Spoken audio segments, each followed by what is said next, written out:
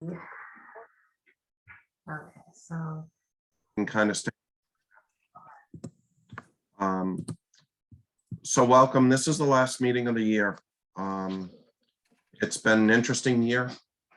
I said at the beginning that a year ago when the executive group met in May, June, July, we were expecting to be in person this year.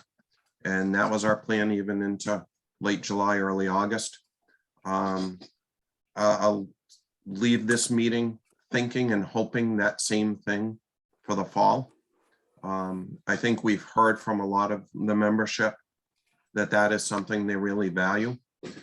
We will also talk about as a group what we can do to also not just meet in person, but also to provide resources using this forum and other forums, which are more electronic and provide accessibility. So if you have ideas around that, please feel free. But I'll start out with that. Introductions, if you want, please put in the chat who you are, where you're from. I'm Colin Walsh. I'm from RSU 57, which is in the southern part of the state, based out of Waterboro. And I'm president of MeASBO, for those of you who don't know. Just introduce yourself. I just have a couple of things for this morning and my remarks, and then we'll go through the business part of the meeting. I kept the business part fairly short, but if there's things you want to bring up, there'll be a point just before we end the business part of the meeting for folks to do that. And then we'll also have opportunity before we close for the day to do the same. So a few things that we've been working on. We have filed final documents with the state using Chris Stevenson at Drummond Woodsum, and we thank him for his help in establishing our 501c3. We are registered anew with the state and also moving forward with some legal documents. And we're also in the process of putting the 501c3 application in for this organization to the IRS. So as we move forward with that, that was the first step in the process in order for us as a group to be able to really move forward with what we've talked about for over a year now, which is the hiring of a part-time executive director. And that continues. This was the first step, and it was a major step in moving forward for the organization. We're well on our way to being able to do that, and I would anticipate that over the spring and summer, a committee will be formed in order to go through the process of sending out notification that the organization wants to hire an executive director part-time, go through the interview process, and then hire. And I'm hoping by the fall, that process will be complete so that we can have someone on board to start the next school year. So from a business standpoint of the things we've been talking about now for over a year, that's where we are. I think we've made, albeit slow, some real significant progress, and I think we're poised to really move forward with what we as a group have envisioned for probably 2 or 3 years or longer for where the organization would go. Today, I was hoping that we were going to have Vicki Wallach with us in order to talk about legislative matters. The schedules just didn't align for her and for us with today. As probably a lot of you know, superintendents are at a session today, and Vicki's presenting at that as well. I have talked to her about trying to do a session on just legislative update in the coming weeks. I don't know exactly when that will be. She and I are going to try to connect next week on formulating that. It certainly would be before the end of the school year, but I'm also trying to balance with her when the best time to do that is based upon where they are in the legislative session and where certain legislative matters are at this point. So keep an eye out for that as we go through that process with her. We'll certainly send something out, hopefully for a presentation on legislative updates. Tri-state, I don't know if Hollis is on or if Diane is on, but when we go through committee reports, one of them will report out on Tri-State. If you haven't signed up on Tri-State, please seriously consider it. It's a great opportunity. Tri-State is May 25th to May 27th. New Hampshire is the host this year at the Mountain View Grand Hotel. It's a great facility, and it'll be the first time in several years that we've been able to actually have an in-person live Tri-State. So looking forward to that. It's a beautiful facility. It's a beautiful area, and there's a lot of educational opportunities over those days that I think would be well worth your while. I think you wouldn't come away saying, boy, those were 3 days that I should have stayed in the office, because there's a lot that happens there from an educational perspective that with 3 states and a lot of people and a lot of networking that you just can't get anywhere else. So we're proud to put that on in coordination with Vermont and New Hampshire, and hope that Maine has a good turnout. Lastly, I'm going to turn it over to Tyler for a few minutes. For those of you who may not know, Tyler's last day with the Department of Ed is today. I'll speak personally for what Tyler's done for, I think, my district, but also districts around the state, and for MeASBO. MeASBO, for as long as I've been a part, has had a constant mission to try to improve communication and relationship between us, superintendents, the DOE, MSMA, MSSA, and I think we've made some good strides in those areas. Later today, you're going to hear from Aaron Fraser. Aaron is Director of Special Services. There's a lot going on with CDS right now legislatively. We have a representative of MeASBO on that. Lucy and Andrea serve on Pender's bi-weekly meetings with the leadership group of the state. I think MeASBO has had some significant improved relationships with all of those organizations over the past 5 to 10 years. As regards DOE, I think Tyler's a big part and a big reason why that communication has improved. And we've worked hard at it. We haven't always agreed, but I think we've made great steps. And I think Tyler, on behalf of DOE, has made great steps in really improving the communication between business managers and DOE. So it's bittersweet that we lose that connection with Tyler after today in regards to the DOE. We look forward to continuing our relationship with DOE, but we also wish Tyler much success on his future endeavor with the genomics. Tyler, we're going to miss you. You've been a great asset to business managers, and I don't know if you can hear everyone applauding, but we applaud you and we thank you from the bottom of our hearts. I'll turn it over to you, Tyler, to be able to say a few words and your thoughts. Thank you, Colin. I don't know quite what to say. I guess I'll know. I mean, it has been a lot of hard work. And so I think MeASBO has put the business managers have put a lot of hard work into, really creating that connection. They really wanted it. So I guess from my standpoint, it just made sense to work with all of you to make that connection better.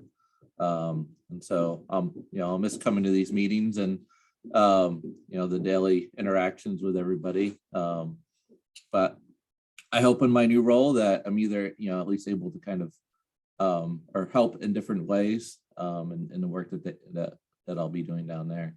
So thank you. Thank you, Tyler. If folks want to put in some comments, thoughts in the chat, feel free. We're recording this. We'll also try to get those over to Tyler so that he can see, when he can also see during this, your thoughts and thanks to him. So thank you, Tyler. For the next couple of items, I would ask if you want to make a motion or a second that you unmute to do that. The first item on the agenda is the approval of the minutes from February 11th. They were sent out with a packet. Is there a motion to approve those? So moved. Lucy, thank you. A motion by Lucy. Is there a second? Second. Kelly, thank you. Kelly is the second. Is there discussion in regards to the minutes, or are there any changes that folks want to see made to the minutes? If so, just unmute.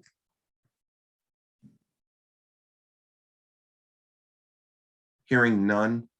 Lucy, if you can put up the poll for folks to vote on the approval of the minutes.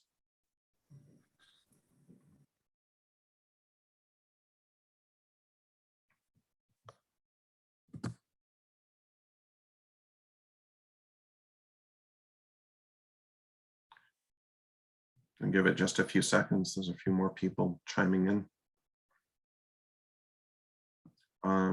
I'll end the poll. And the minutes were approved. So thank you. Next is the approval of the treasurer's report. The treasurer's report was also sent out with a packet.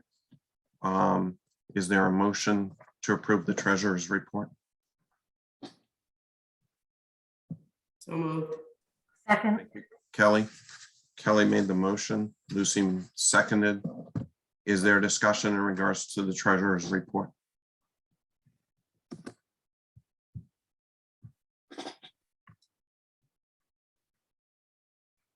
Hearing none. Lucy, if you can put up the poll.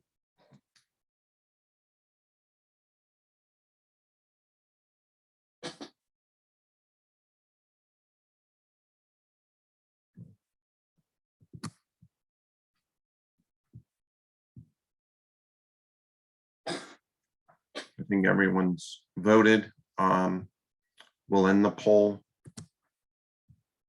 And the minutes, the treasurer's report was also approved. So thank you. Next item on the agenda is committee reports. Legislative, I don't know if Zach is on. For those of you, one of the first things I mentioned in my report was Vicki Wallach, and we're trying to get her today, but we weren't able to. We're going to try to do a session here shortly, hopefully within the next month or so, depending on how the legislative session is moving, on providing an update. That will be a separate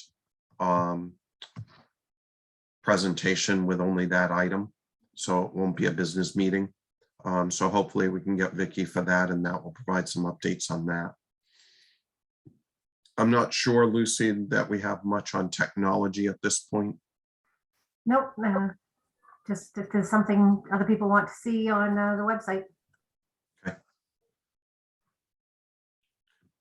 Tri-State, do I have either Hollis or Diane on? I thought I saw Diane come in. Diane Boucher, are you on? I see her. If you can chime in, Diane. Tri-State is May 25th to 27th, Mountain View Grand in New Hampshire. Sorry, I'm here. Yes, go ahead. Okay. Can you I'm under provide the weather. I'm under the weather today, so I'm in and out. So I'm sorry about that. which weather? It's rain. Yeah. At least it's not snow. That's true. Although I am up at the mountain, so yes, we actually have a big meeting next week. Things are moving along very nicely. Right now, as everybody knows, we're in person, so we're excited to do that. And the planning committee is really doing a lot of work to make sure it's a great event and safe. So we hope that people will attend. Right now, obviously our lowest counts are in Maine, but that's kind of normal for us as we try to move the date. We did talk about moving the date to the fall, and we tabled it at the last meeting, so that will come up again. I don't know how much traction we'll get on that, but we have had the discussion with the group.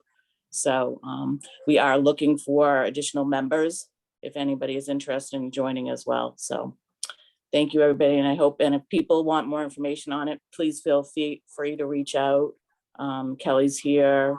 She's on that committee as well. So reach out to us. Thank you. Diane, is there more hotel space as well as in the main hotel? Yes, there are a couple other locations as well. We also had a glitch with the hotel. So if they're telling you there's not room, please call Hollis or I or Kelly or whatever, and we will work with you to get that done. Because they have had a glitch and we're turning people away, but there are actually rooms. Thank you. Yeah, good question. Any questions for Diane?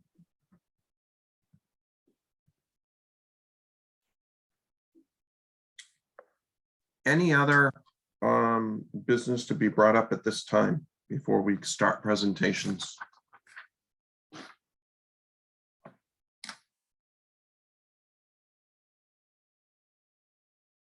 No. So we'll start with Gwen Kenzie. Gwen Kenzie is from Anthem. I think as we've been trying to plan, especially in the past year or so, trying to plan topics, the topics keep coming up of business manager health and well-being in everything that we all are going through. How do we maintain our own health, our own sanity, and really focus on making sure that we spend some time focusing on us and not just our school district, the budget, the superintendent, and meeting the needs of everyone else, including our family and friends and everybody. So this topic came up in trying to get Gwen. Gwen's going to do an hour, and it seems like a long time, but usually her presentations are longer. So we've tried to see if Gwen can narrow this down to an hour. So we've got a time slot, Gwen, of 9 to 10. And the topic that we decided when Lucy was talking with Gwen and that we discussed was really stress management for high burnout professions. And I think we're following in that category, Gwen. I think as business managers of school districts,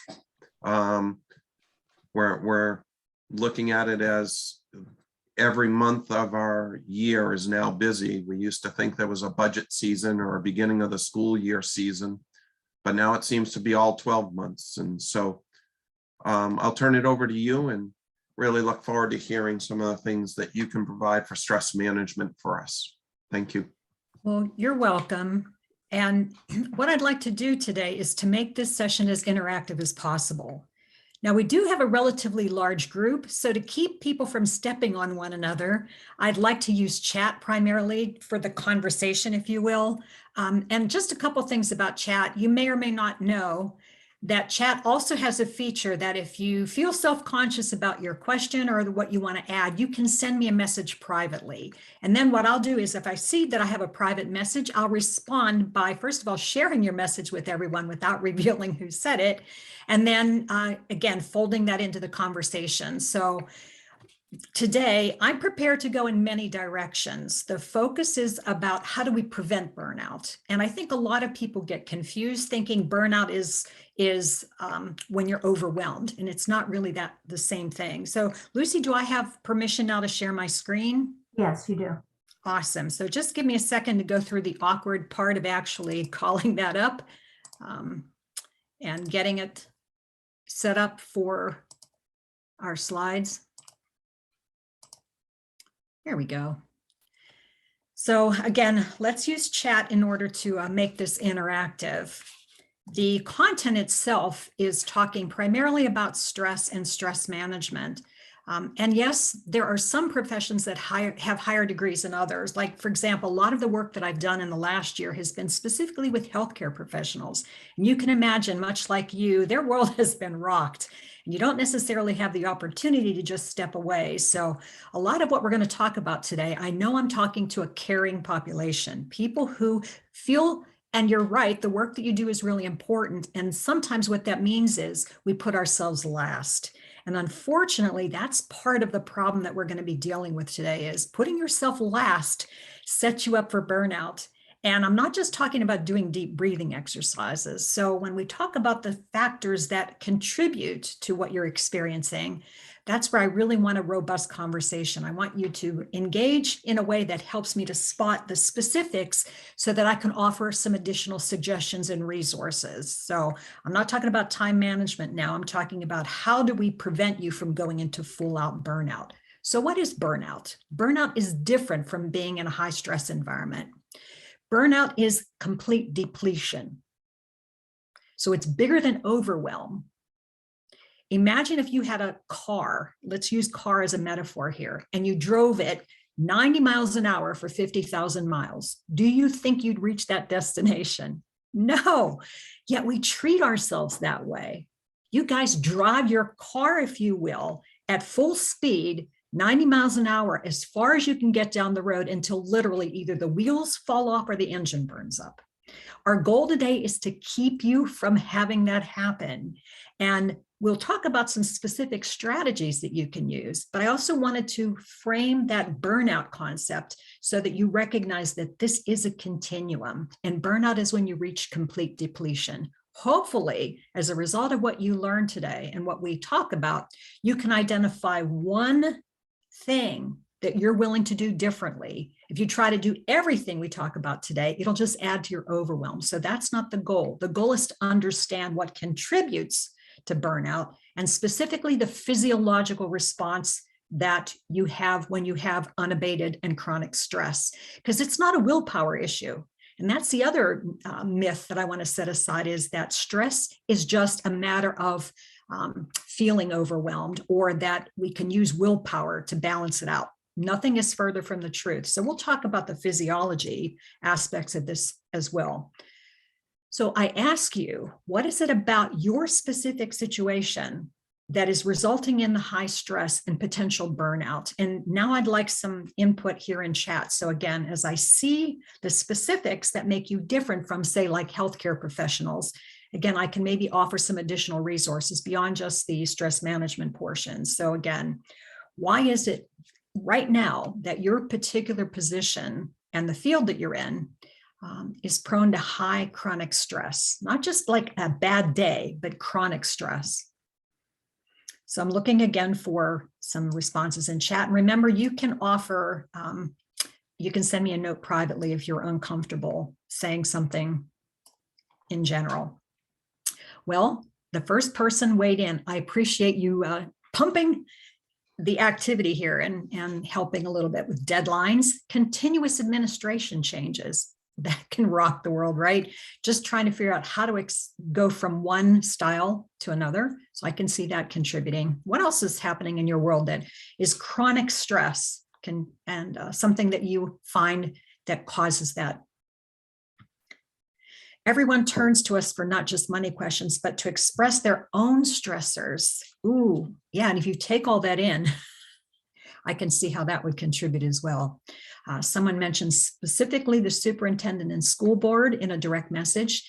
Yeah, personalities, right? Having to deal with sometimes personalities, particularly personalities under stress themselves.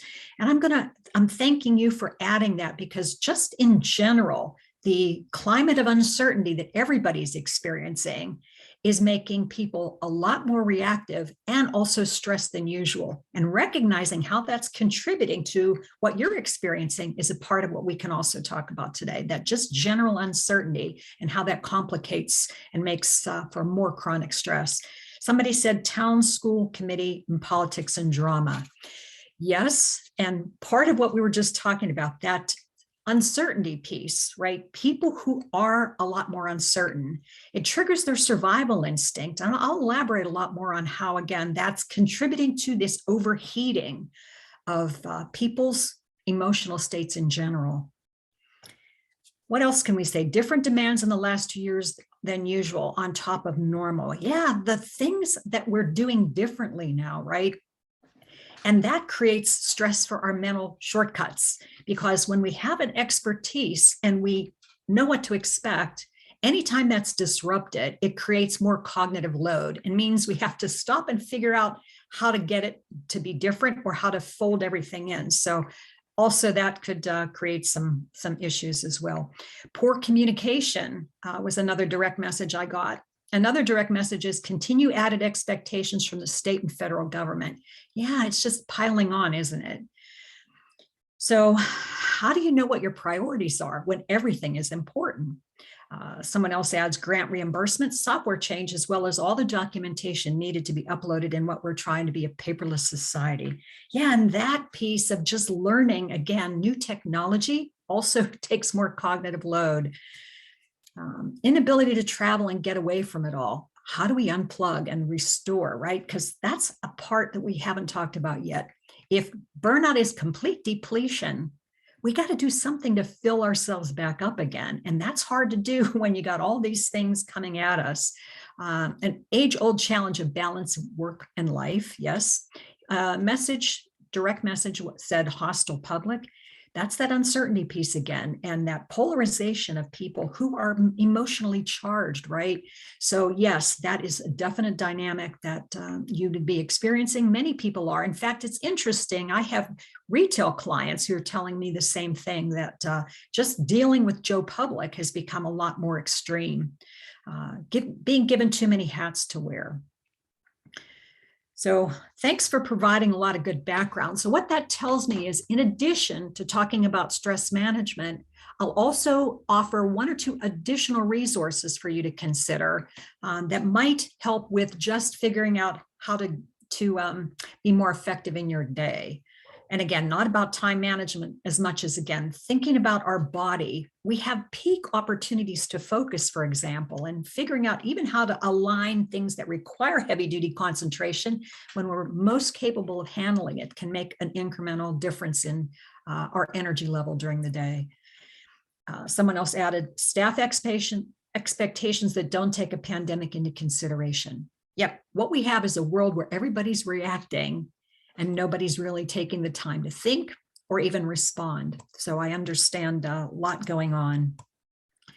Well, additionally, there are some other factors that the AMA actually pulled out of some research they did, specifically as it relates to healthcare professionals. But I think a lot of it you probably find in common as well. So in addition to the things that you mentioned in chat, here are some other factors that can add to that sense of high stress.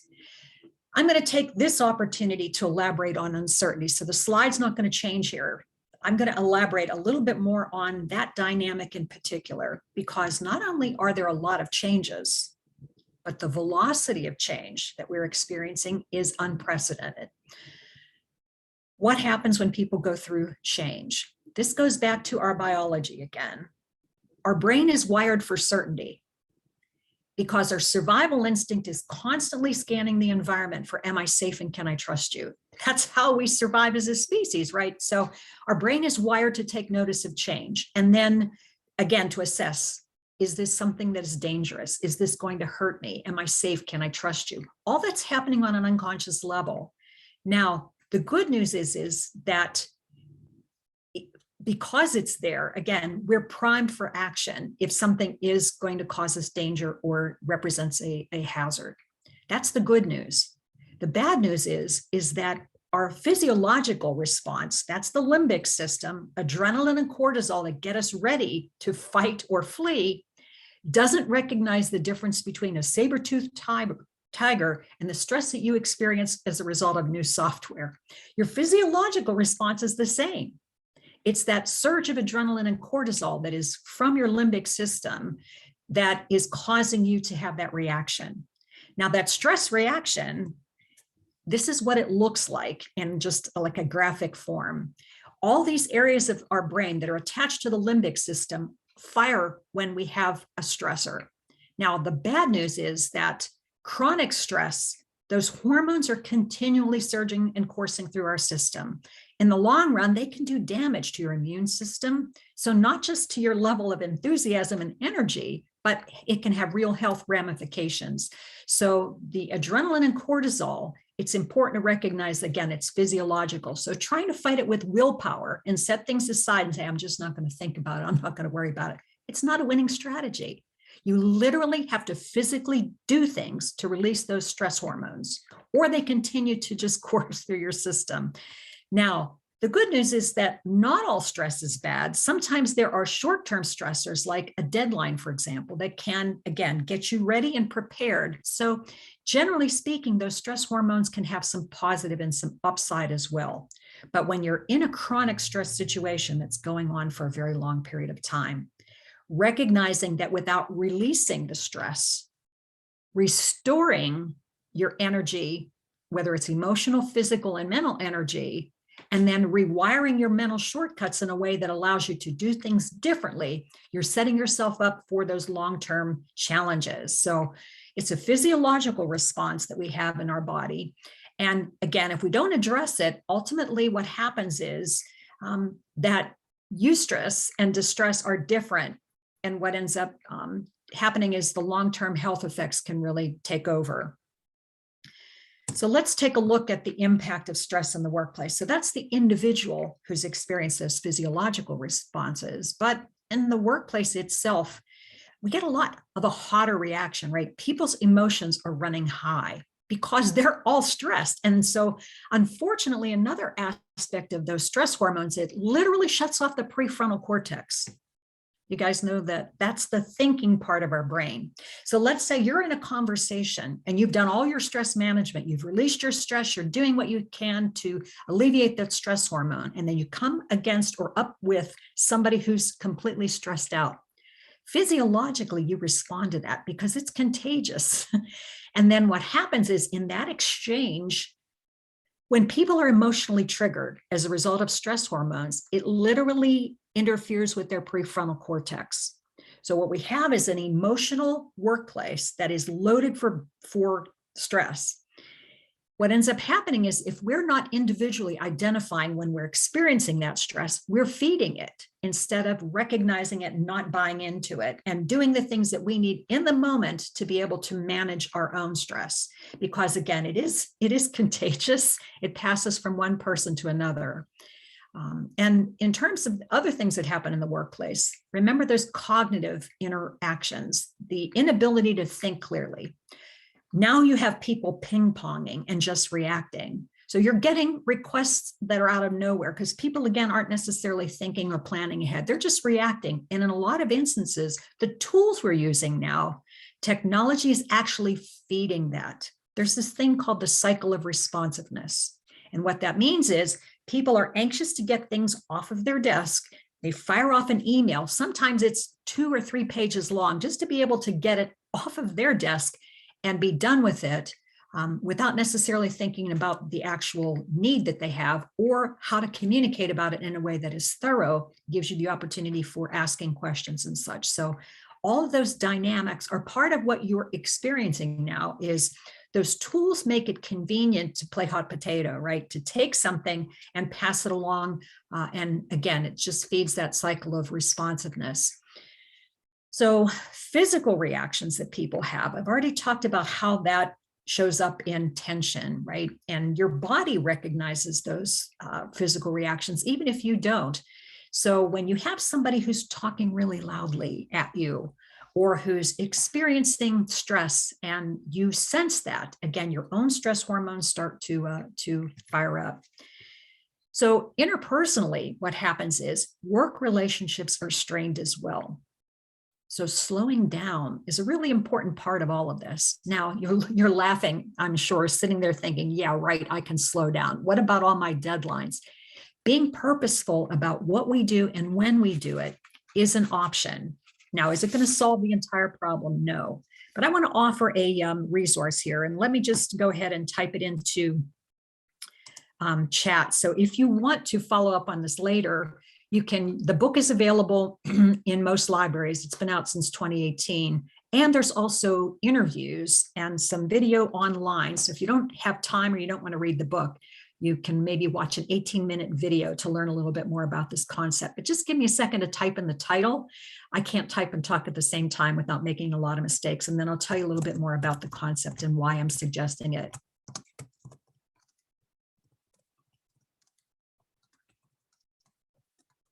I know I have heavy fingers.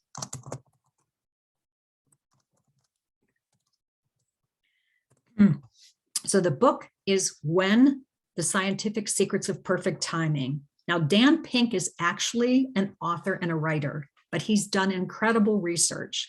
And what he shares in this book makes a lot of common sense if you think about it, but he also backs it up with some studies and research. And the whole core and principle of this is that human beings, and he talks about energy level, how there are certain times of the day when we have our peak capacity for concentrating, and that's not throughout the entire day. So how does that have a bearing on what we're talking about today? Well, simply recognizing that if you have the flexibility to take some projects, for example, that require really deep thinking and plan those for your day at a time when you have the capacity to think more deeply, then that's a strategy. So it's not just time management, it's energy and attention management.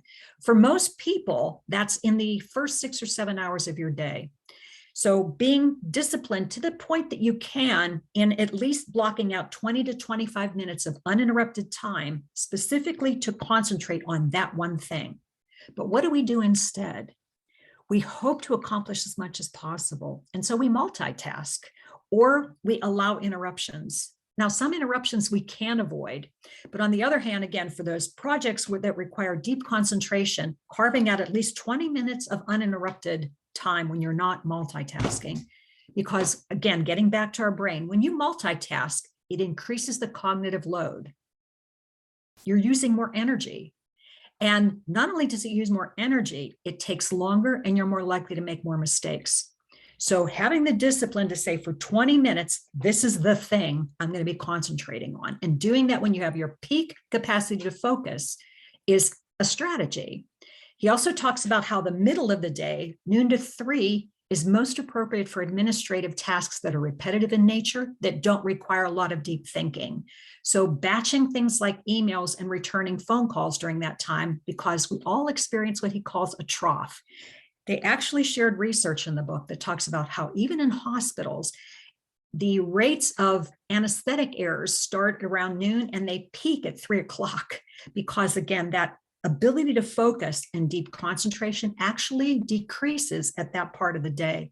So I could talk a lot more about that, and I'm not going to have the time, but I just wanted to at least offer that as a resource. If you're interested in learning more about it, to the degree that you can, institute some of that, those boundaries, if you will, in particularly the heavy duty things that require a lot of concentration, is a strategy to keep you from becoming even more depleted. So let's talk about stress a little bit more, specifically the physiological part of that. Well, 2 things that you can do. Strategy 1 is awareness. And we've started to talk about how it's a physiological response, not a matter of willpower or poor character if you're feeling stressed. So thinking about, for you, what are the typical tension-inducing moments or events? And then quantifying the impact of each. So they're different for everybody. You guys did a really good job in chat of sharing a lot of different things, and not everybody responds to an interruption the same way or a deadline the same way. So knowing your particular triggers, if you will, the things that are most stressful for you, and then anticipating that and having a strategy for what you want to do right before you encounter that. Say it's a deadline, for example, or in the event it's that manager or that new supervisor who causes you a lot of stress, knowing that you're having a meeting coming up, what are the things that you can do to think about that ahead of time and mentally prepare?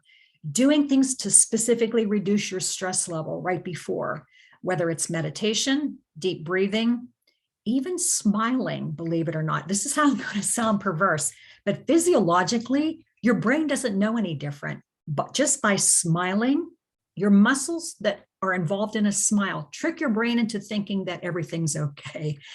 I know it sounds weird. Humor and laughter can also help to diffuse stress. So part of the strategy is to recognize when you are in that chronic stress situation and do something that you can do in the moment to alleviate those stress hormones. So what are some of the things that you do to release stress in the moment? So not, again, waiting or just saying that I'm not going to worry about that. Specifically the things that you do to release stress. And I'm going to look for some ideas here in chat. Maybe someone will hear what works for you and try it for themselves. But What are the things that you do to release your stress? What are the specific mechanisms you use to reduce stress?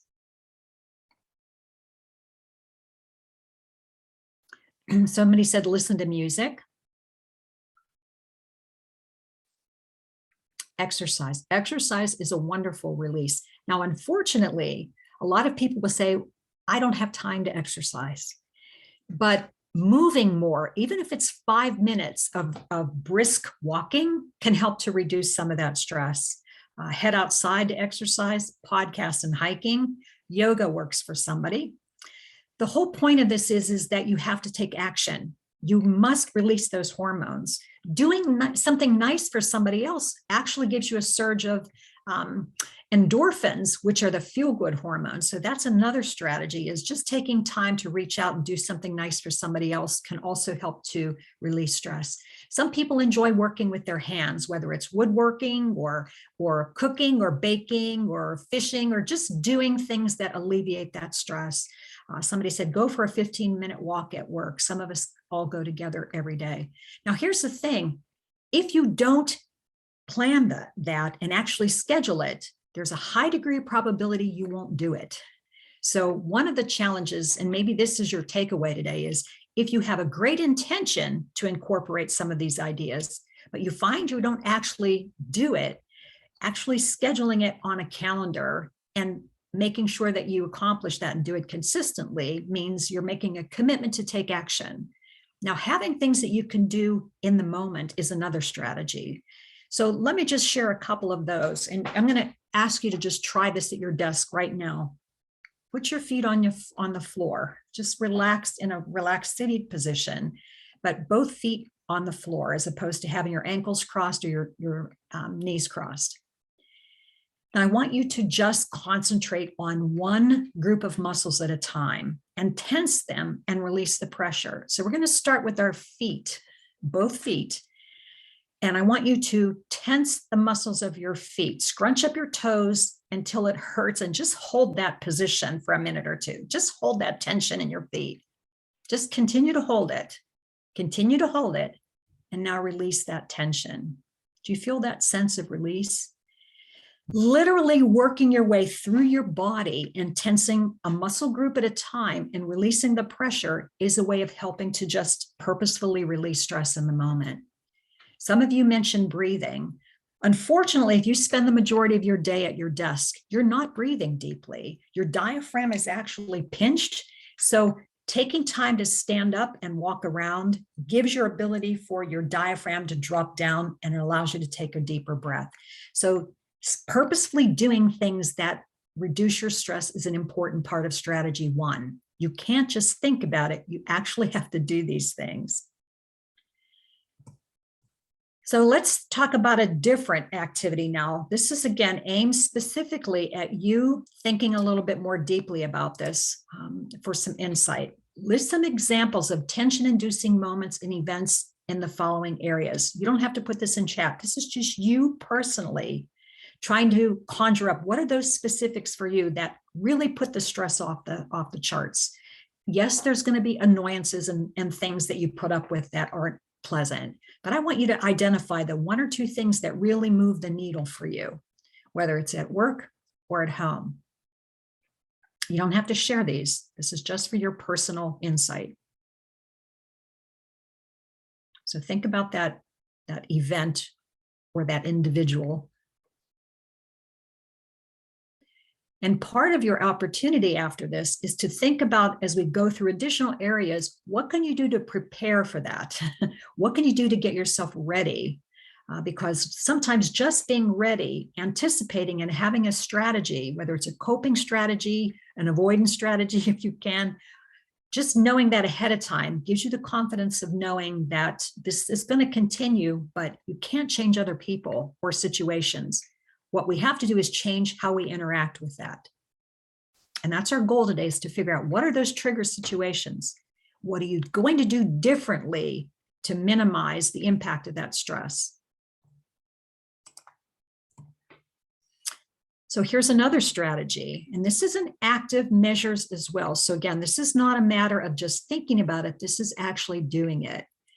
Routine is amazing in the way that it gives us the ability to feel like we have some control in our lives. Control doesn't really exist, but if we feel like we have some mechanism for something that feels familiar, that we do have some control over, it allows us to feel more centered, if you will. And that can help with feeling the impact of stress. It might be a self-care routine, something that you do maybe on the weekends. Let's just use an example. And remember, you're not going to do all of these things. The goal today is to pick one that you're willing to do differently so you can change your habits. So let's say that you live on sugar and caffeine because it just gives you that jolt that you need to get through the day. Well, that is a self-defeating cycle as well. So even focusing on something like nutrition, preparing ahead of time on the weekend to make healthy snacks available might be a strategy or a tactic that you can use if, in fact, your goal is to improve your nutrition. What about sleep? Well, sleep, we're not talking about having 1 or 2 bad nights. This is a chronic condition where you're not able to get enough rest. Sometimes it's a medical problem, right? So getting the additional support you need to identify why you're unable to sleep might be something that you need to take and actually take action on. Like sleep apnea, for example, you can get 8 hours of sleep, but not really get rest. So having a good sleep protocol, maybe you don't have apnea, but part of your goal is to actually identify not having screen time, for example, an hour before you go to bed, making sure your room is dark enough and cold enough so that you do get a good night of rest. So exercise we mentioned earlier, even if you don't have the ability to set aside 30 minutes or an hour a day, just move more. Something as simple as tracking the steps that you take and then purposely taking 5-minute breaks during the day. And that's another thing that Dan Pink talked about in his research is a simple 5-minute break away from the screen, doing something that restores you. And that's the other thing is that breaks in and of themselves aren't necessarily helpful if you're not taking time to restore yourself. So by that, I mean something that, again, gives your brain a break, something that restores your energy. Small stress relieving tasks can be a part of that, like maybe assigning yourself a constructive task to do, or even that music that someone alluded to earlier, something that restores your sense of self and energy.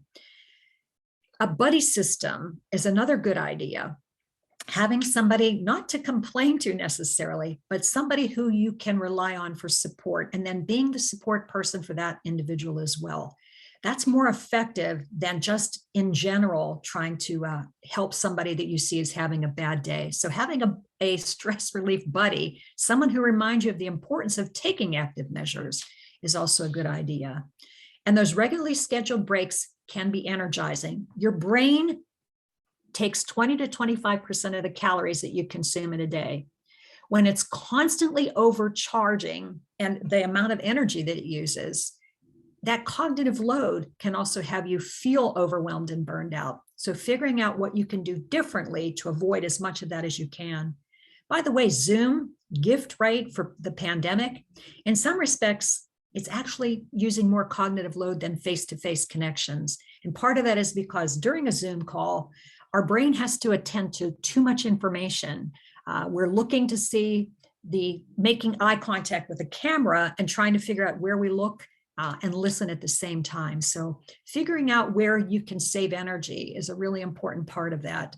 And regularly scheduled breaks create that space.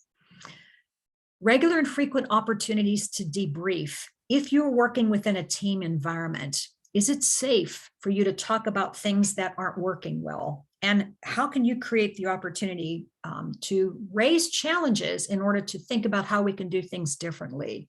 That's another strategy that not everybody has the opportunity to do that. But if you can bring issues to the forefront, not to complain about them, but to actively look for solutions, that in and of itself can help to reduce the tension. So trying to think what else I want to add here to this particular action plan. What works best for you when it comes to taking action to relieve stress in the moment or during your workday? Because a lot of what was mentioned earlier in stress release are things that you might do on the weekend or on occasion, but what are the things that you do now within your schedule for that 5-minute break that seem to work well for you? Let's just take a minute to share some of those ideas. Somebody said, in our positions, we don't tend to take breaks. So let me ask a question. Why not? Why is it that we don't feel we can take a break? Why is it we feel we can't take a break?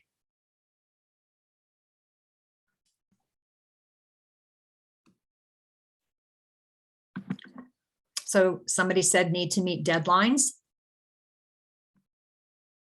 Who else wants to weigh in here? Why can't we take breaks?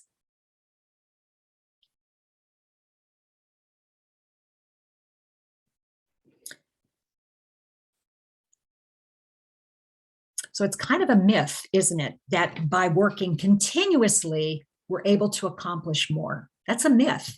It's not necessarily the truth. And part of that, and again, goes directly back to the reality of our brain. Not taking a brain depletes your energy, makes it harder for you to concentrate, makes it more likely that you make mistakes. Giving your brain a 5-minute break. I didn't say 15-minute smoke break. I said a 5-minute break where you take a walk away from the screen to do something that, again, energizes you. It actually gives your brain more space. And when you do come back, not only do you have more energy, your concentration is more focused. So taking the time to actually take a break is not preventing you from meeting deadlines. It's actually making it more effective in the work that you do, and more likely that your deadlines are not just going to be met, but what you do is going to be more accurate. Somebody said, it's not that we can't, it's that we don't. Well, that's an important distinction, isn't it? So let me ask a question. What will it take for you to be willing to do that? What is it that you need in order to be willing to do that? First of all, is don't just have the intention. Set a reminder until you build that habit. So take this little device that we have that is constantly annoying us anyway, and maybe set an alert for a specific time during the day that serves as a reminder that you need to take a break until you develop that habit. Now, you're not going to be able to have it at exactly the same time every day. So you want the reminder just to be that, a reminder that says at the first opportunity, you're going to take a 5-minute break. Are you willing to make that commitment to yourself? Remember, you wouldn't drive your car for 50,000 miles or 150,000 miles at 90 miles an hour with no routine maintenance. Why would you do that to your body and expect it to respond effectively? It doesn't work. So again, you have to make that determination. But if you don't actually establish a habit, then what happens is you have the best intentions, but then you fall back into your previous habits. So my suggestion is, if that's a commitment that you want to make, what can you do to support yourself with that? We've talked about having a buddy that reminds you, setting an alert of some sort as a reminder to take a break. So thinking about what is it that you can do to support yourself in that commitment is you saying you're willing to take action to do something different. Let me just get caught up here with chat because I got busy talking and forgot to, somebody said I do babble for 15 minutes a day in 5-minute sessions. So if you find that relaxing, and again, it's using your brain in a different way, great, I'm glad it works for you. Somebody said we put unrealistic expectations and pressures on ourselves.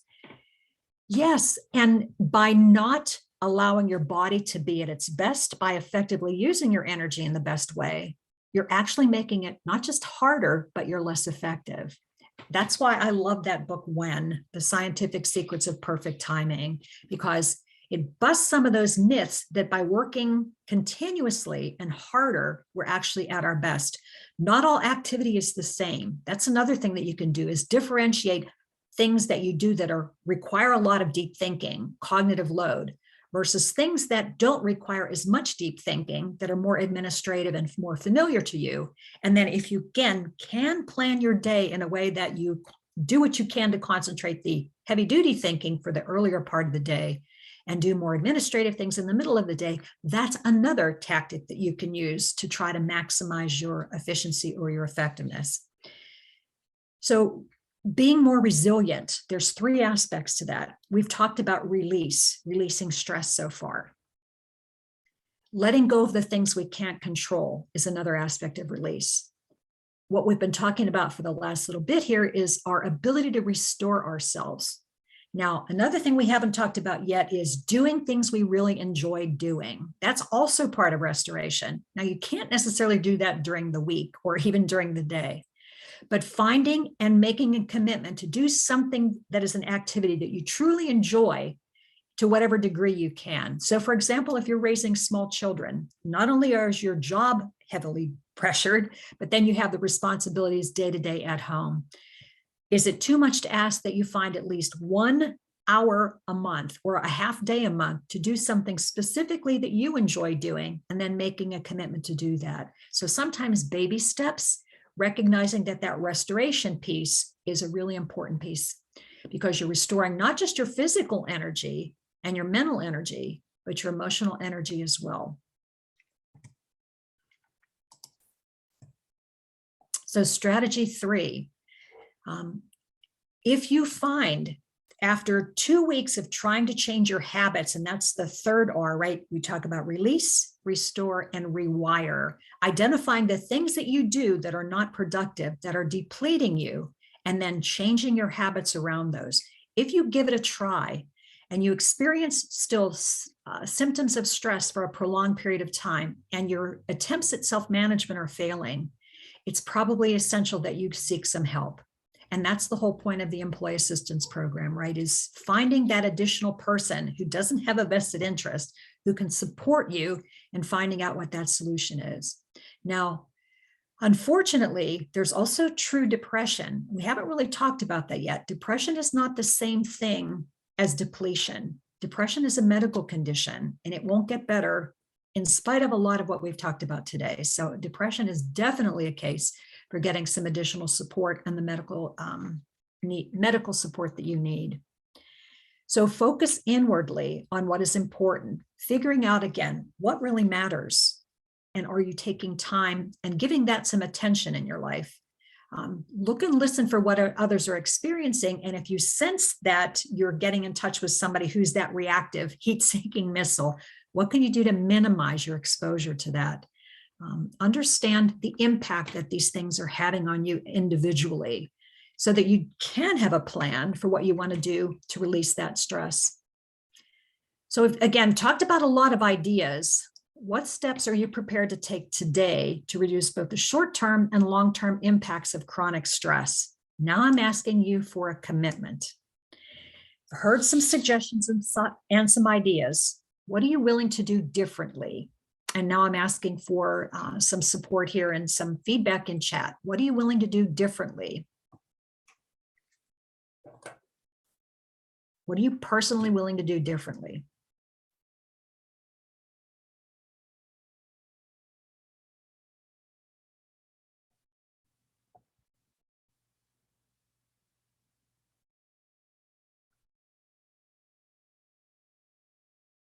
We're not exactly lighting up chat.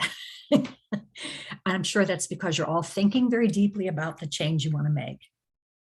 All right, so somebody was brave. They said, I'll set a timer to take mini breaks. Good. That sets a little bit more than just an intention, right? That timer will be the support that you need to actually go from thinking about it to actually practicing it. Somebody else said, get others in my department to motivate and stop to take a walk together. Great idea. Again, doesn't have to be for 30 minutes, just a short brisk walk can be enough to get that energy back again. Somebody said, I recently committed to trying to get out of my chair and walk around the building once per hour.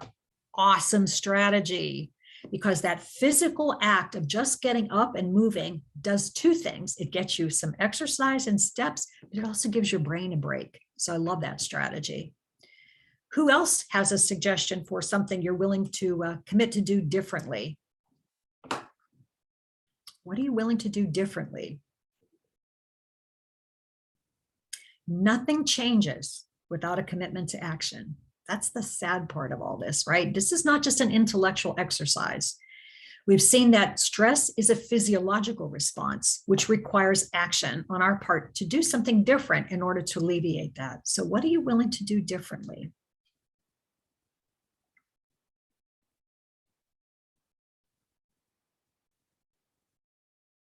What are you willing to do differently?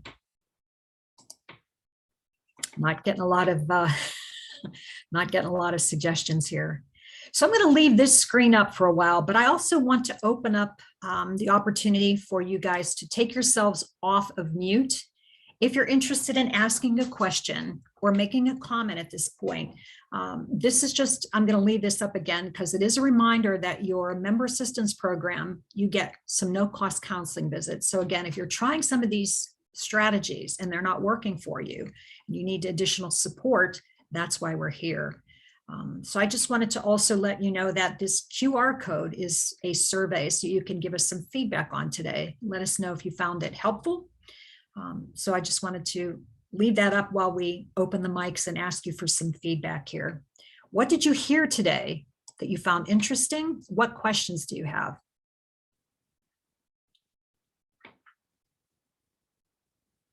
Okay, so somebody said, when feeling so overwhelmed, there is a fear that once I'm away from the desk, I'm easily distracted and afraid of not getting back into my routine. Well, what would help you set that boundary of going back to your routine? What's a way that you can actually make that happen? Maybe it's to set that alert to remind you when that break is over. I mean, what do you have to do to support you and give you confidence that you can take that break and then go back to what you were doing? Sometimes it's difficult to take a break if you're in the middle of something that requires deep concentration, right? So figuring out what are the other opportunities that you have where you're doing something that's more administrative that requires less concentration might be easier to actually reinsert yourself. Another strategy is to batch things that are more administrative. You know, answer non-urgent emails at one time, answer phone calls at one time. So by batching, you're giving yourself, again, more opportunity in between instead of just constantly attending the email. There is a company that is an app that actually tracks your computer activity if you're looking to how to work more effectively. And before pandemic, back in 2018, they found amongst 50,000 users that on average, people were checking their email every 6 minutes. Remember my comment about cognitive load? Every time you change your attention from one thing to another, it takes more energy. So doing something as simple as batching email and again, doing it at a couple of batches during the day as opposed to continually attending to it requires less brain energy. Somebody said, Gwen, can you talk a little bit about positive self-talk? It's so easy to beat ourselves up. Okay, I'm going to give you another suggested resource. Give me a second to type it in here.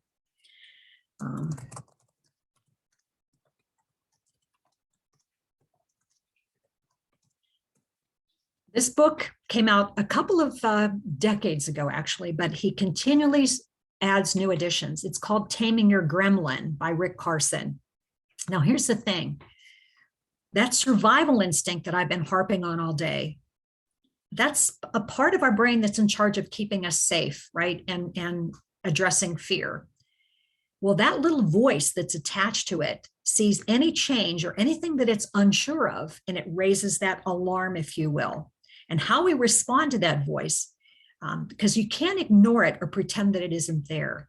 But there is a strategy in, first of all, recognizing that that voice is a part of your survival instinct. So when you have self-doubt, imposter syndrome, when you're beating yourself up, part of that is a defense mechanism because you might be afraid of something. So what are you afraid might happen? Maybe you're afraid of failure.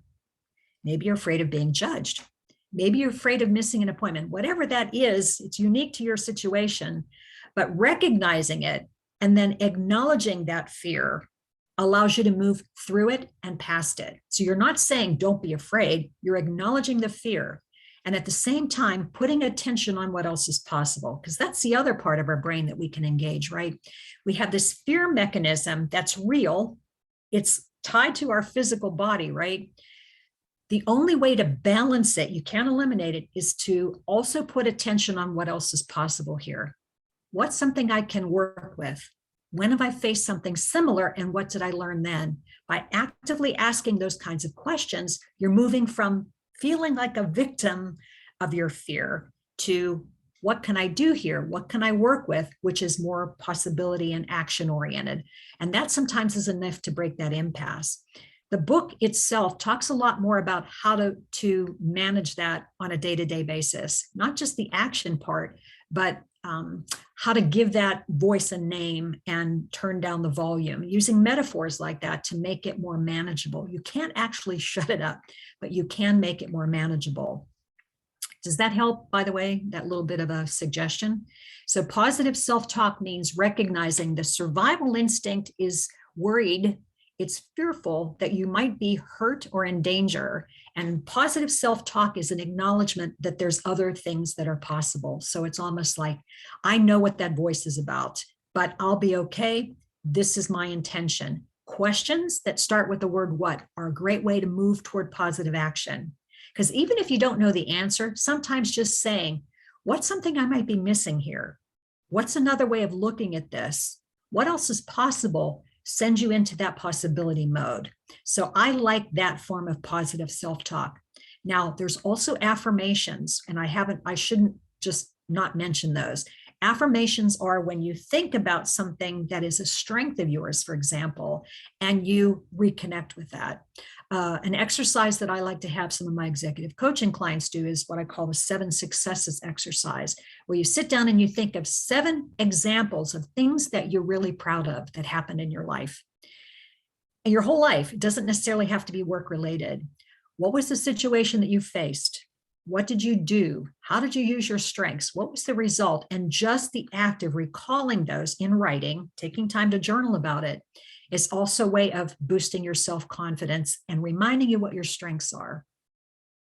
Somebody said, doing the tense and release of body during a stressful meeting is a new timing idea for me. Yeah, you can do that and nobody knows. That's the beauty of that particular exercise is you can be in a meeting, actually do it, and it helps that sense of release. Any other questions or comments? We have, I'm going to take the next 2 minutes. I'm going to actually finish it 5 minutes before the top of the hour. So I just want to make sure that if there's anybody who has anything you want to add or a question, that you have the opportunity to do that.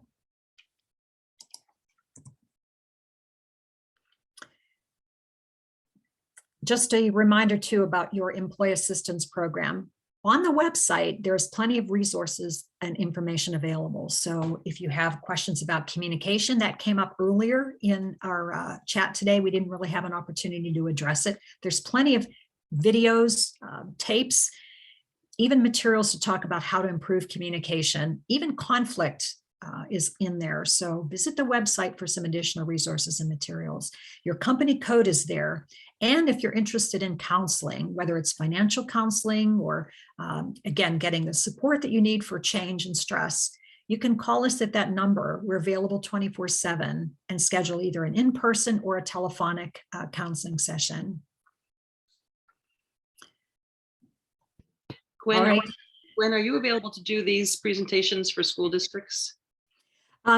You need to talk with the Anthem rep in terms of what your benefit extends to. I personally am not the account manager for you, so I'm unsure of how to answer that question. Thank you.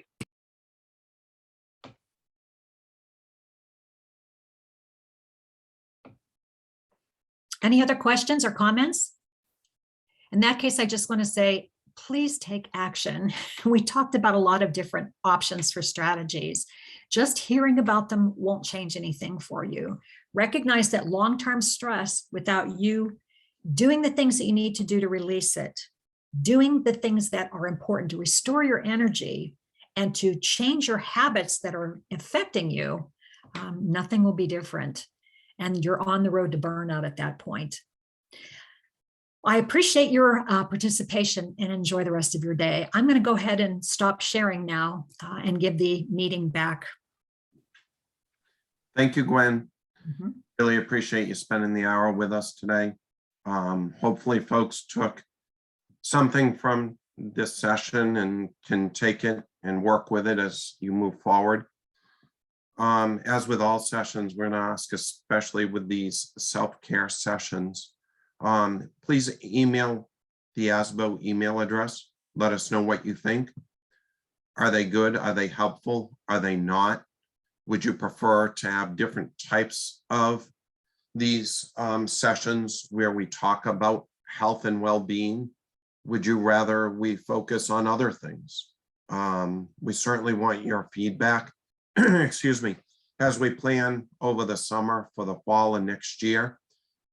We take all of that into our discussions and our planning, and it really does have an impact. I mean, these are for all of the members of MeASBO. We're trying to do sessions that you feel are important and helpful. So tell us what you think. Tell us whether you think there were things that you'd prefer to see differently, different sessions, or do some of these hit the point for you? Pender's going to join us in about 3 minutes. She has half an hour slated on her schedule.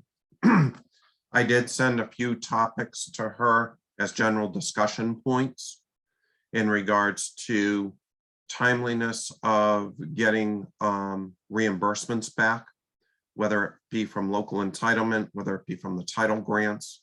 That is something that I know Lucy and Andrea and I have discussed with Cheryl Lang from the title side. We have shared that obviously also upstream to Pender's office. And I know they've been trying to take steps to expedite that more. We've also tried to keep things in regards to what's going to happen in the finance office with Tyler's departure and have some discussion around that. So I sent some general discussion topics, but I also told her administrative liaison about trying to keep some time for you folks to ask questions. So as Pender talks, please also keep in mind things that you want to hear and answers to questions that you have. And she should be joining us shortly. I think we'll have about 2 minutes. That's about it. So I'm not really sure we're going to have much time for a break. We do have a break scheduled for 10:30. Colin, if I could jump in for a second. There are a couple of questions on the chat. One said if we could share the presentation that Gwen just did, and it was actually emailed out in the email about today's meeting with the agenda. So the PowerPoint slides and the PDF were in that email, but it's also been posted in the Member Center forum on the website. So people can reach out or log into the website and get that. And then of course, this recording will be posted on the YouTube channel for MeASBO. But I did want to mention that the MEA Benefits Trust does have quite a catalog of training and wellness seminars that are available. And you can contact Michael Booth, and I'll put his email address into the chat. And he's the person that we reached out to schedule Gwen to come and join us. And they've got a lot of things that are not just wellness, but they're COVID related. They also have financial, they have parenting seminars, they have planning for the future, health and wellness as we've got, nutrition related. It's quite a variety of topics. And they can schedule, you put in your request and they can schedule a person to come to you in person to your location or to do a virtual seminar. So that's pretty good. This is the catalog that they sent me. But I will put Michael's email in the chat, and you can reach out to him if you want to schedule somebody to, come to your site or at least to get a copy of that catalog that they have. Thank you, Lucy. And it is 10 o'clock, Pender. Thank you for joining us today. Thank you for taking time out of your schedule to really share. I know I sent Georgette a few potential talking points, but I also want to make sure we leave time for the members to be able to ask you some questions as well. So I'll turn it over to you for now. I know we have you from 10 to 10:30, I believe. And thank you so much for joining us. Well, it's my pleasure to join you. And I guess I would want to, say thank you all for including me in your meeting today. I'd like to open with an expression of deep gratitude and admiration, as I've always had, for the work you've all been doing to manage the unprecedented level of resources, the unprecedented pace of availability, the incredibly complex differences in allowability, deadlines, and process, and the scattershot release of reporting requirements, deadlines, and processes. Those are undergoing, as you know, to your abject frustration, I'm sure. They're undergoing ongoing real-time development and revisions at the federal level. And I can personally say that I understand your struggles because at the state, our finance team and our federal programs team were fully underprepared and understaffed for this situation that we all find ourselves in together. I point that out so that you realize that we're part of a team with you together. And I want to ensure that you feel that, and to the extent that we can improve on assuring you that we are together as a team on this, you will provide me with that feedback, because I really do need it. As an example, because we're a minimum receiver state for ESEA programs, we have an admin cap that I think is from the 1990s, and it's like $400,000, which is far less than the 1% that's afforded most states. You probably know that, but it allows us like 2.5 positions paid through the federal programs to manage the funding, the programming, and the reporting for 6 statewide title grants. And the emergency relief funds bring similar caps to us around administration. So like all of you, we've been underwater for the past 2 years, and it's pretty exhausting. On top of all that, our state early on designated that $367 million in CRF. And it's ironic because I have to issue apologies to all of you, because I realize how challenging all that was to navigate. While it was absolutely the right thing for us all to do, it created unprecedented challenges for all of you. And we realized with the incoming avalanche of receipts for reimbursement that we needed to immediately staff up and hire people in the moment to help work through all of that. And it just set the stage for what has come since then from the feds. It's great for schools. It's like raining money on education for almost 2 years now.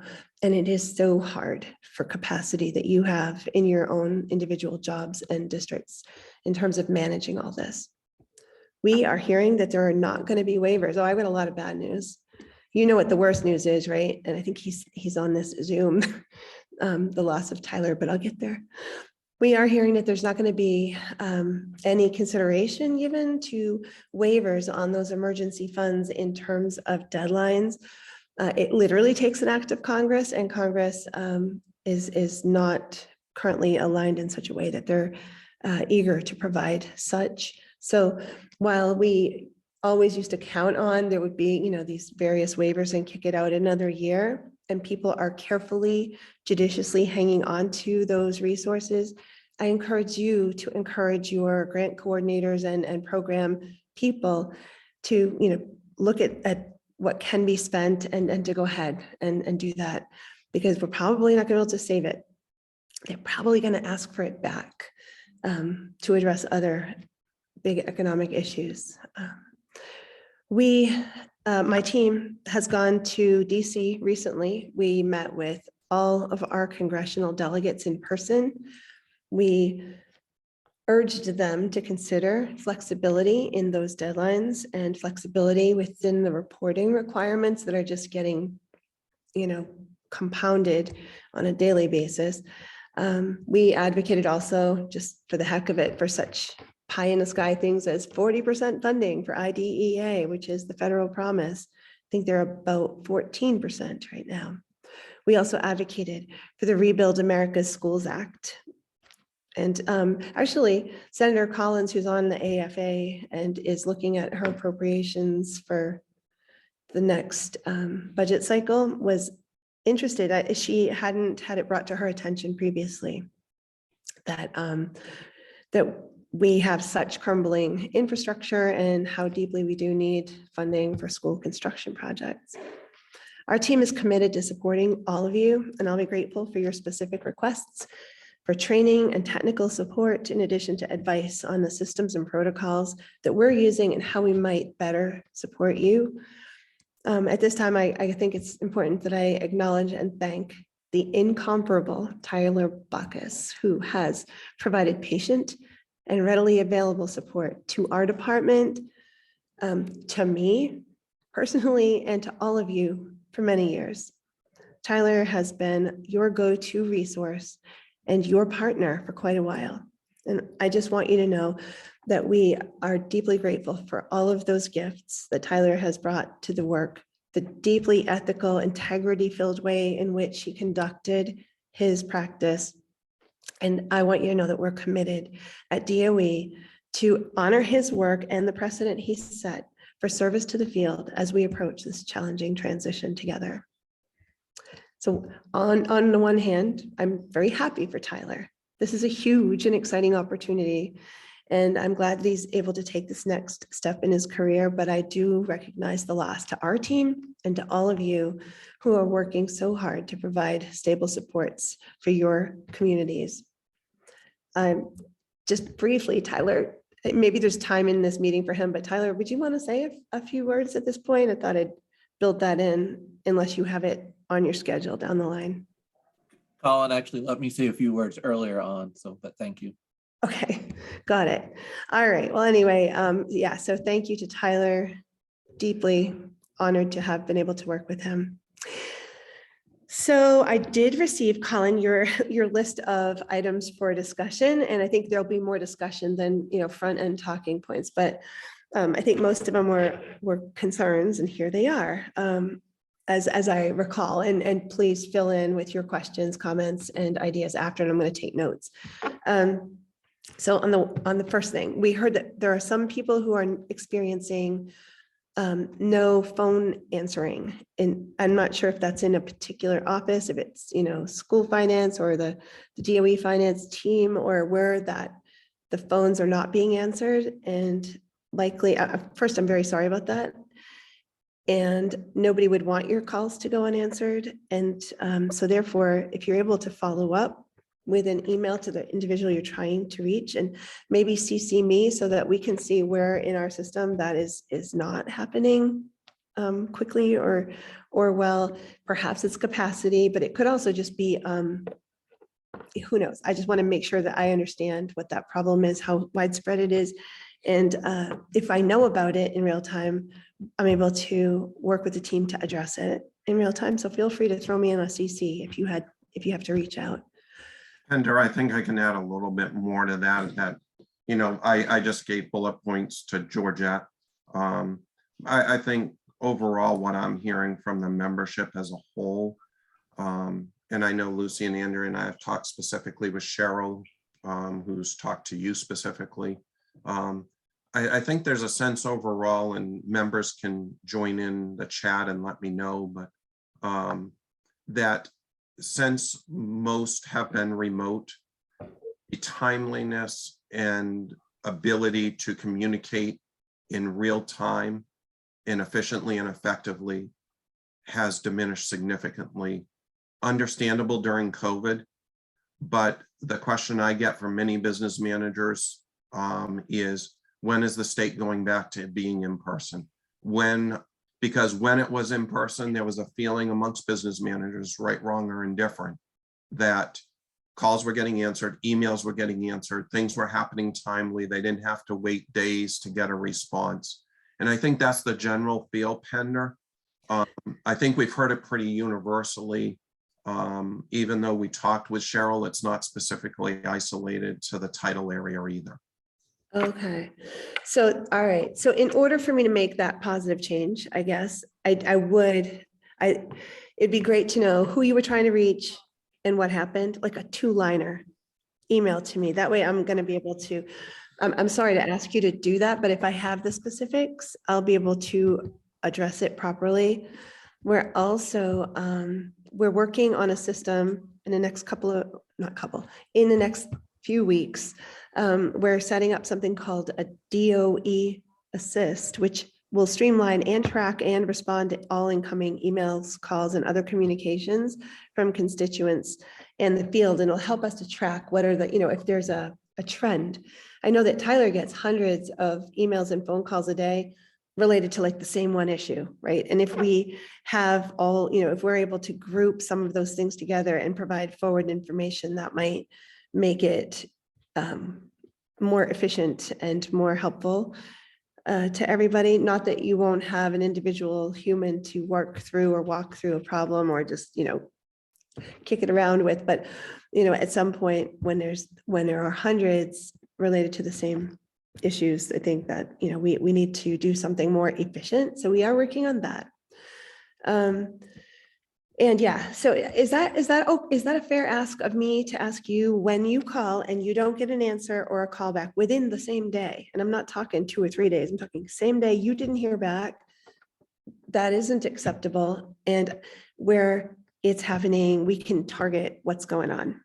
And if you could just throw me a 1-line email. And by the way, please, if you do this, don't use the commish.edu or whatever it is.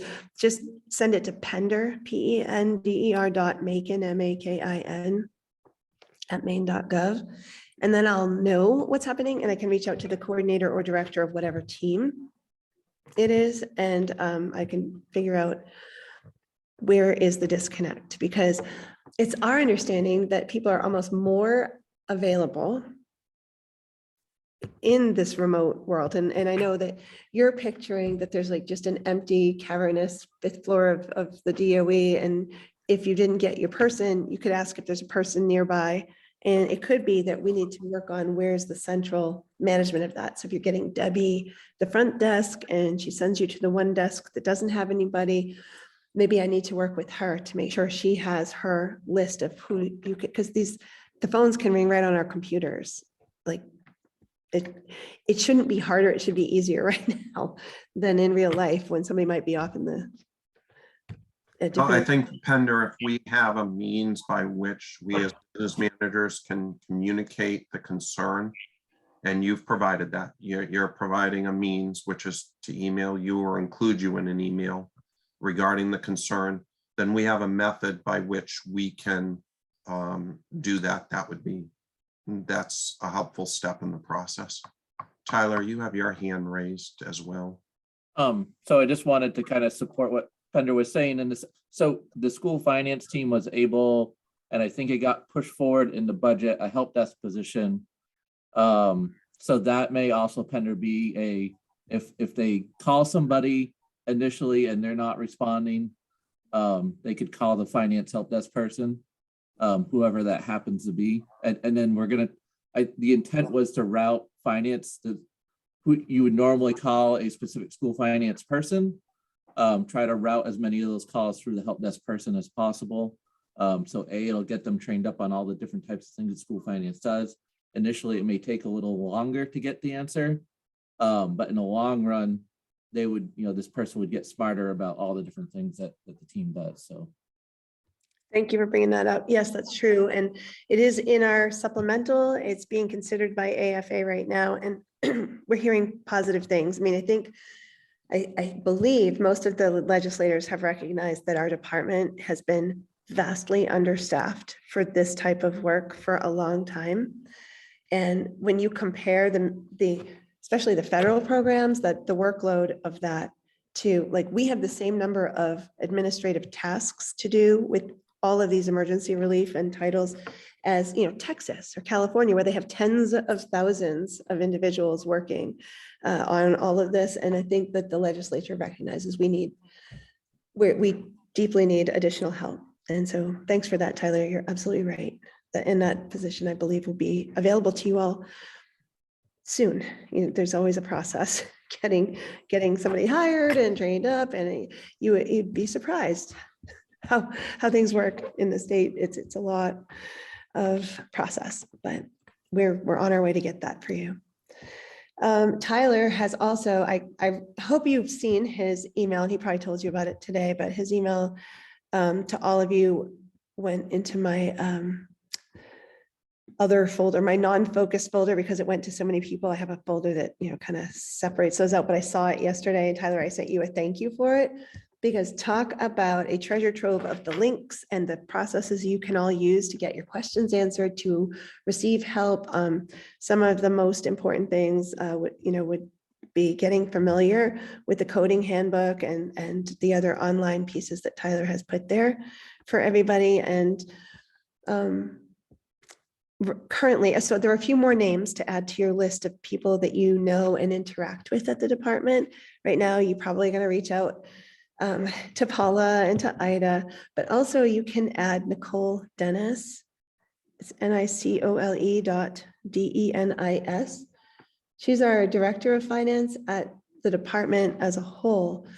And we're merging the school finance team with that whole team to create a more unified and robustly supported overarching team. And also Jessica Nixon. It's Jessica.Nixon, IMaine.gov. And she's the operations chief who oversees the whole pot there of including, several parts of our department, HR and et cetera.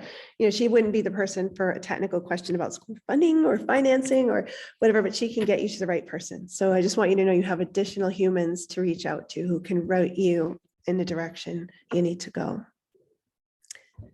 Related to the federal grant reimbursements, I have heard that already there are some people that are having trouble with the timelines on that. I don't know how widespread it is yet, but we anticipate it becoming widespread, and therefore we are presently hiring. Everybody needs a new job. By the way, we have a few spots, like Tyler, for example, is leaving. So if you want to come to an interesting new team, you might consider.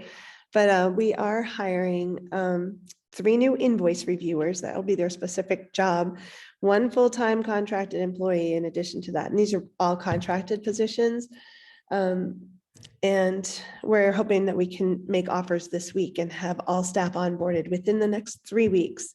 I know that for those of you who are waiting right now for your reimbursement, that's probably not heartening, but I do urge you to, again, here's another opportunity to CC me in a message to our team in the event that you're an especially small district with an especially small budget and an especially large outstanding reimbursement. So far, I think the way the team is doing it is first come, first serve, and they're working through chronologically. But we've been meeting, and I'm meeting again with Shelley later today to talk about what we did with CRF. Is we did actually get to the point where there are big districts who it's annoying to not get your timely reimbursement, but it's not like you have to take a new loan out or something to cover yourself. And so we're going to look for ways to flag those particular things. And hopefully there'll be more streamlining coming your way soon. I also apologize if you hear stuff in the background. I'm at the superintendent's conference also. I am always double booked no matter where I am. So there are people out in the background and I'm in a little side room, even though it looks like I'm here in my office, I'm not. Sorry about that. Here's an interesting and sad thing. And Shelley asked me to share this with you. It's not, I hate having so many things that are just negative, but we've heard from USED in the last month that they are really upping their staff and their process for auditing all federal funding programs. They say that because these are all high-risk funds. Every one of the emergency relief funds, they've designated high risk because number one, it's an unprecedented amount of funding in the level of flexibility that they believe has been afforded to meet the identified needs. The fact that there's no supplement versus supplant provision in several of these, the short period of allowability, and they are assuming that this makes the federal relief funds vulnerable to fraud, waste, abuse, and mismanagement. So it's nice that they think the best of all of us, and they therefore are going to be coming at us with, a team designated specifically to education funds. I also want you to know, though, I attended a session in DC when we were in DC last week, provided by some folks who are lobbying on the side of the schools, and their assessment is that like maybe 40% of audit findings are contestable. And what happens is you'll get these audit findings, you'll be like, oh no, and you'll go to all kinds of trouble to rectify a situation that either wasn't a problem or was incorrectly flagged. Many of the people who are working in these newly hired and hiring up right now positions have absolutely no experience in school finance and school, I know, school operations. And so I'm going to try to get the PowerPoint from that, and I'll make it available to you guys through Colin. Colin, if you would remind me to do that, that would be great. And it might be a couple of weeks before I'm able to, but I will get it to you as soon as possible. But just know that, we're ready to stand by you and support you as a partner in this. Of course, we are encouraging you to encourage your teams to be extraordinarily careful, ethical, and transparent with all of your expenditures. I know you already are. I know that you are diligent, integrity-filled, ethical human beings who really care deeply about this. Know that it will have a special microscope on it, but also know that should you get findings, because in some cases, these people are being hired on as auditors, are guaranteed to find something, or they expect that they're not doing their job if they're not finding something. So they're eager young folks in the business, and not all of your findings are findings that you need to act on, is what I'm hearing. So just FYI. We are in, oh yeah, I've already said that. We're in the process of hiring people. The emergency relief team, oh yeah, the emergency relief team is repurposing their May office hour for grant coordinators to focus on fiscal matters, and they're going to ask the coordinators to invite the business directors and business managers into that meeting. They're going to highlight reasons why some invoices are being reopened, and how to request items in such a way that they explicitly align with the stated purpose in the application. There are just some tips and tricks that might help you to encourage your teams together, your coordinators and yourselves, to present those items for reimbursement in a way that will speed things up. So I hope that that's helpful. And I'm trying to think if there were any other topics, Colin, that you put out there. And if there are not, I would want to say this before we jump into questions. I just want to say I recognize how hard your jobs are, how stressful and intense. And I urge you to give yourselves grace and recognize that, yes, in a black and white world of finance, it's very easy to make an error, there are 100 places to come up short in some way. And there are very few places where if you do your job perfectly, nobody notices. That's what is horrible about your jobs.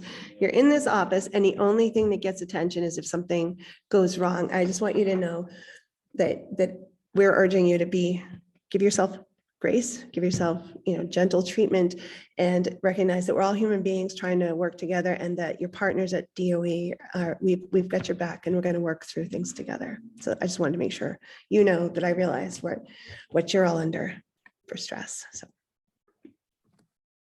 I'll take questions. Thank you, Pender. I'm going to, I think you answered most of what I sent for bullet points and talking points, but I do want to let people have an opportunity to talk. Before we get into questions, I do want to say thank you to you. We said it to Tyler earlier, the amount of communication that's improved between business managers and the DOE, and what we have in Maine versus what we see in other states when we travel around the country is exceptional. It's much better. We have other states that tell us they don't even understand how we get the Department of Ed at the state level to talk to us. And it's a simple philosophy of building relationships. It doesn't mean we always agree, but it's about building relationships and building communication. And we've worked hard. You and your team have worked hard to do that. And I think we've had some real successes. We, just like a family, you sit around the dining room table, there's things we may not agree on, and there's things that are challenges still, but it's a lot better to work together on them and to communicate about them. And I want to thank you and your team for doing that, because there's been market improvements in the past several years in regards to that communication between MeASBO and the DOE. Thank you for those kind words, Colin.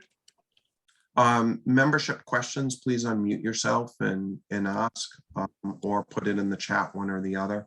We have about 5 minutes or so. I'm sure Penda's running to the next item on her day agenda. Are there questions that folks have?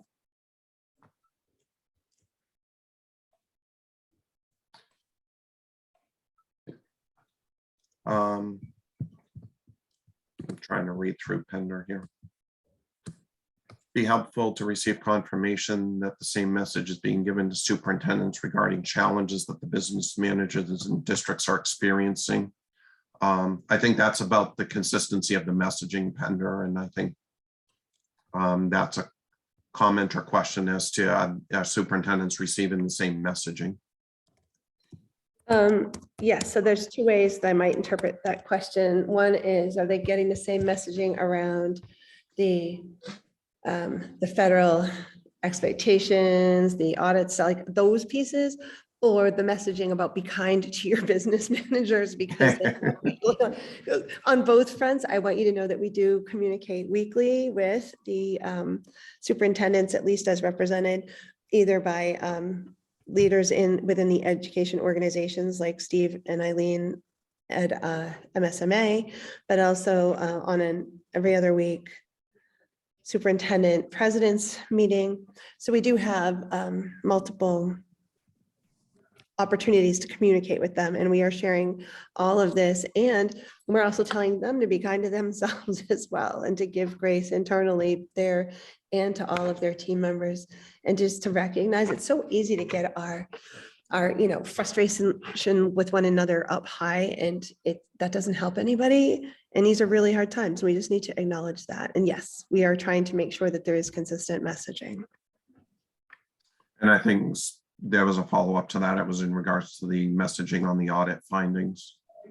Yeah, actually, I haven't shared that with them yet. And I will joyfully do so once I get that slideshow. I'm going to request it actually right after this, and we'll see when it gets to me. I will make sure it's available to all of you. It's not like, just to be clear, I'm not saying, don't worry about the audit finding. I'm just saying, if an audit finding doesn't ring true to you and you're like, this doesn't make any sense, it might not make any sense, is what they're saying. So it's worth looking into. The date of the grant coordinator meeting that you mentioned, do you have a specific date? I unfortunately don't, but I will ask Shelley, writing this down, I have a task list coming together. Ask Shelley to reach out through Colin. Is that okay? Yep, that's fine. And then I can get it out. Yeah, so they can save that date. Yes. Is the state considering any accepted vendors for finance software as it does with SIS that the state would consider covering the annual cost of the software for school units? I don't know, but it sounds like it would be a good idea, except for the people who don't think it's a good idea. And they're like, no, don't force us to use one. We tried that with a bunch of things, including even student information systems. And it just, people are, you know how that is. But I would say that that's an item we should consider. And we cover costs for certain districts for their student information systems, and this seems to go hand in hand. So I don't see why we wouldn't explore that. Next question is, are technology enhancements that are planned so that the staff can continue to work remotely? And this is specifically DOE staff, or will they be returning to the office at some point soon? Right. So little by little, people have been coming back to the office. Our office is remarkably full right now of people. The state of Maine, we call it big HR, they oversee that transition back in.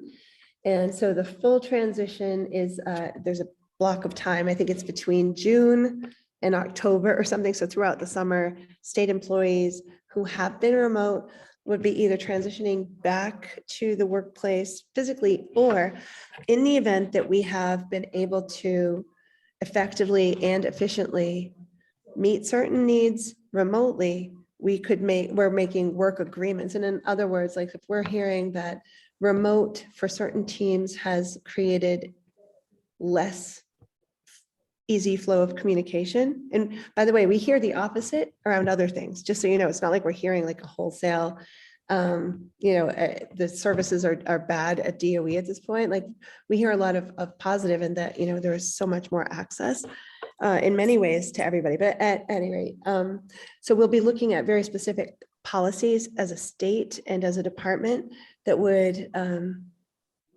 lock those things in. And yes, we are looking at technological advancements that will improve our capacity, improve our efficiency, and our ability to be in very quick communication and provide you all with the highest level of service. And there are two factors in any of these decisions that will weigh very heavily. And one is, how well are we serving the field? Because that's our goal. That is why we exist, is to serve you. If we're not serving you, we need to either change something or, I guess, revert to in-person in certain cases. And the other piece is, are some of the savings, which are significant. Like, we've lowered our footprint on the 5th floor, allowing the Attorney General's office to move into part of it, saving funding at the state level that last year allowed me to make the case for moving toward the 55% in the biennial budget. We had to say, look, here's all the stuff that we're doing, and we counted that as part of our, like, what we were throwing in. So in some ways, funding that used to cover costs associated with everybody in person are translating to real supports for the fields. So I just wanted you to know, like, there's a lot that goes into this thinking. We want to be as effective, as efficient as possible. And so I think what you're going to see in the long run is a hybrid where some teams are always in, some teams are mostly remote or individuals, and others will be in a combination of those modes. That's what we're going to, because not one size fits all. Our teams are so different. Their work is so different, their functions. So we're going to try to make this fit our employees and their needs, but especially with an eye toward how is this best serving the state in terms of efficient and effective service. If I could comment on that, I think that the DOE needs to set the pace for the districts, because I think it needs to become more acceptable to have hybrid schedules. As business managers, many of us find we can get a whole lot more work done at home, but we can't do it every single day. And I think when that message comes and we see the efficiencies at the DOE level, not to mention the sustainability of it on a planet level, it's going to be helpful. We all have to move into the future here. It's not, we can't stay where we're at. Thank you. Yeah, no, I absolutely agree. I think before we go out there as, the prophets of this, I think we need to get our state policies in place. So I would say give us a year, and yes, we would be able to hopefully be able to provide a model for how things can be done more effectively in a variety of modes.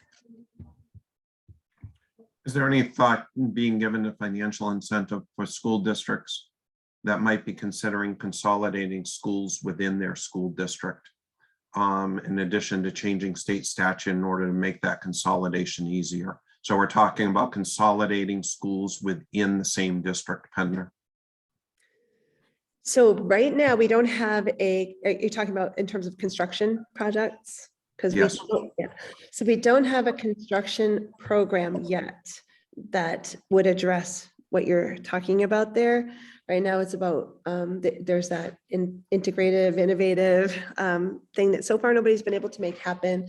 Some recent legislative changes will likely pave the way for more flexibility there.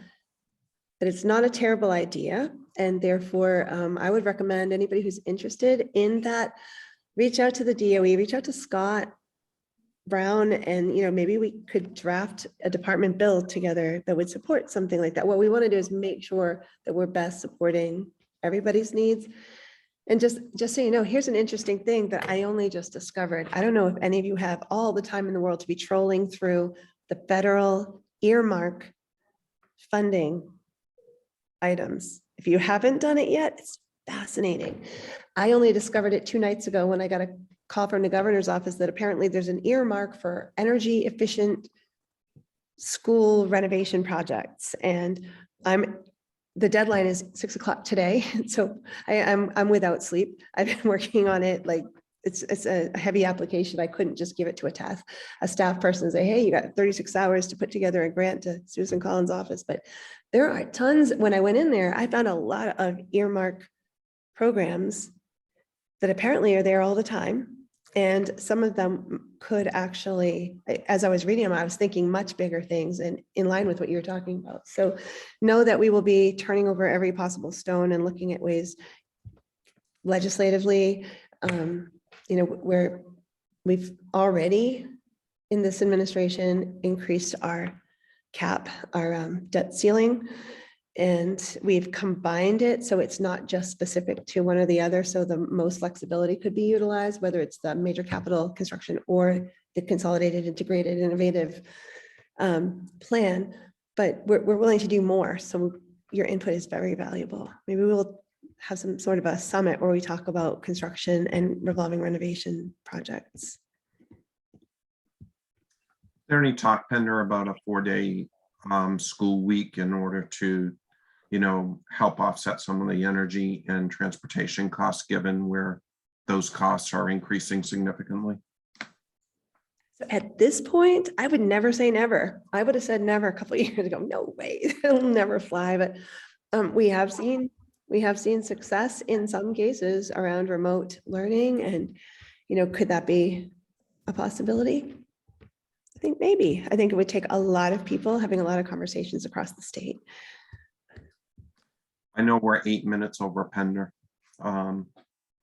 That's what I have for questions. I thank you for your continued communication.